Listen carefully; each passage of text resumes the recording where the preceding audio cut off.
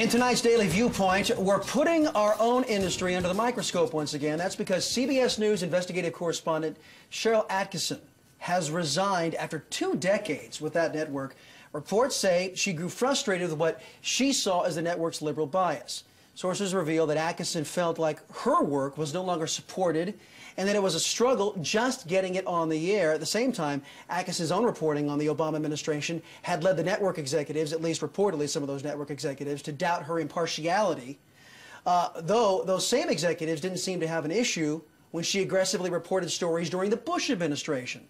Attkisson is currently working on a book, and this is probably going to have a lot of eyebrows raised in the journalistic community too. The name of it is Stonewalled: One Reporter's Fight for Truth in Obama's Washington. So, Iola, first blush, well, let's pass around the table. I think we can all agree that Sharyl has done exemplary work as a journalist, a hard-hitting journalist for over 20 years. Yes, she is one of the best. She definitely has. We all agree with that. So now let's deal where she's transitioning. Iola, you know the book is coming out.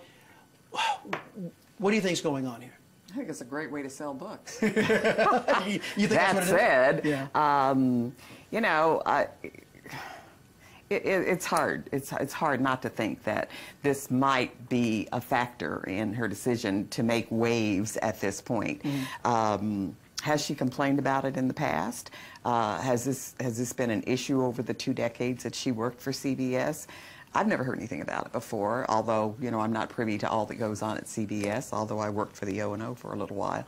But, me too. You know, I have to wonder if it's not tied directly into her book. Yeah, well, you know what, Rebecca, let me take you in a different direction if I can, because... Okay, but I want to comment on something that she said right now. Sure, because go ahead. you know, here's the thing.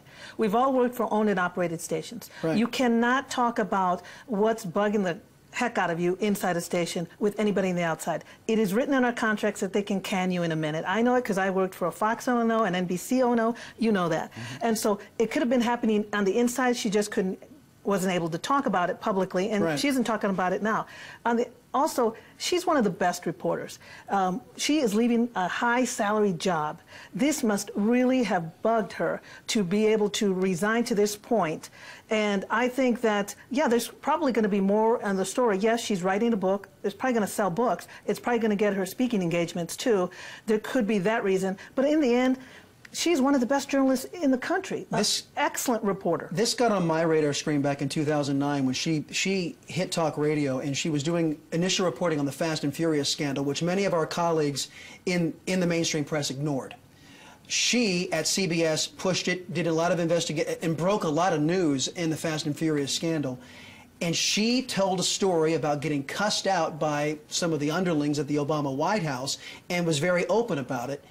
And then the reporting just stopped. But I think that might happen in any White House. Exactly. If you are, if you're going against something that they're in favor of. So I wouldn't just single out one absolutely. White House. And the White House is quick to say probably, hey, you know what, you continue doing those stories, we're going to cut you off, because in the end, they also feed stories to those correspondents. Exactly. Exactly. But but you've got the hard-hitting journalism she did in the Bush years, which I'm sure a lot of the Bush officials gave her a lot of guff for. And she's done hard because that's their job. During Obama. The officials at the White House have to give the guff. The reporter's job is to report the news as they find it and the facts as they find it. So now you fast forward to the Obama administration.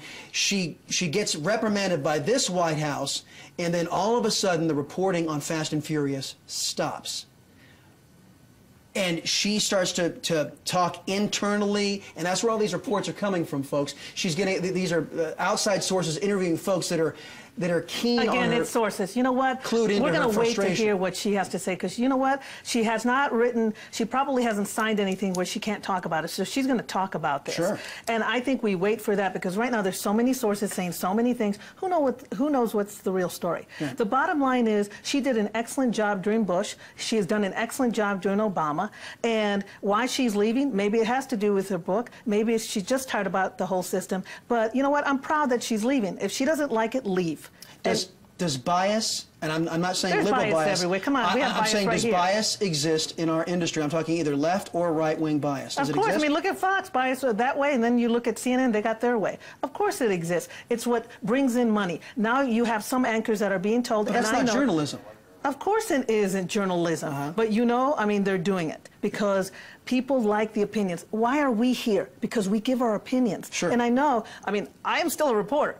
And I know you guys are no longer journalists or you're former journalists, but in the end, I mean, we're giving our opinions. And we talked about this, Iola, before, when Rebecca and I were talking about this off the air, that I have, even though I'm into more opinion now, I have such great admiration for those who are able to check it at the door and do hard-hitting, honest journalism. And just because I'm an opinion now doesn't mean that I have lost admiration for what. And hey, look, there's only one job outlined in the Constitution of the United States. It's the First Amendment, and it is a free press that is outlined there, and there's a responsibility with that. Yes? Absolutely. And I think the greatest compliment I've ever been paid was that people could not tell which way I leaned prior to this job. You know, I mean, I was once accused of being a Republican and, you know, a right-leaning journalist, and I thought, all right, that's fine. Who said that about you? Well, I interviewed Geraldine Ferraro, and somebody wrote me a little note saying, I should have known you were going to be tough on her because you're a damn Republican. You know. Wow. What can I say?